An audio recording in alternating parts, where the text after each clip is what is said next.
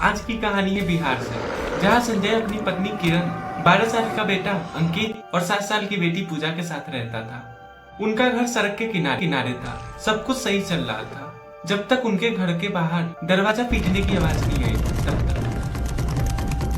तो चलिए कहानी शुरू करते हैं।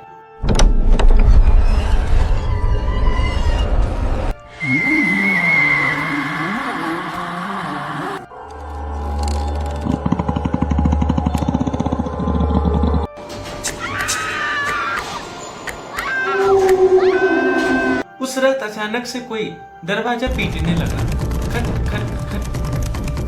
संजय जग गया और उसने घड़ी देखी तो घड़ी में 12:44 हो रहे थे। संजय सोचा इतनी रात को कौन हो सकता है और उसने दरवाजा खोला, लेकिन बाहर कोई नहीं था। बाहर बस हल्की हल्की हवा चल रही थी। ऐसा लग रहा था कि कोई गाड़ी अभी क्रॉस किया हो।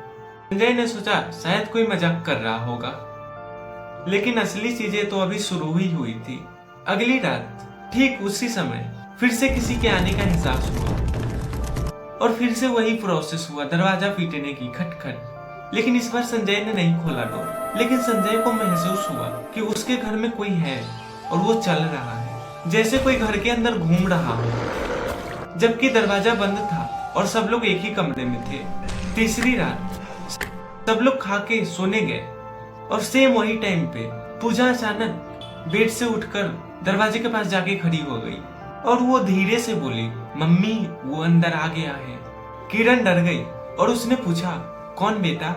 पूजा ने धीरे से कहा, वही जो रोज दरवाजा खटखटाता है।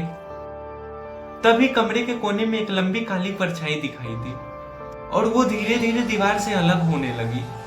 और सबसे खौफनाक चीज तो ये हुई कि घर की सारी लाइट अपने आप बंद होने लगी और उस अंधेरे में किसी की भारी सांस लेने की आवाज सुनाई दे रही थी। संजय ने अपना मोबाइल उठाया और उसका लाइट जलाया और जो उसने देखा उसके बाद वो कभी भी उस घर में नहीं रहा, क्योंकि कमरे में एक कोने में काला आदमी खड़ा था। लेकिन सबसे डरावना बात, उसका तो कोई चेहरा ही नहीं था।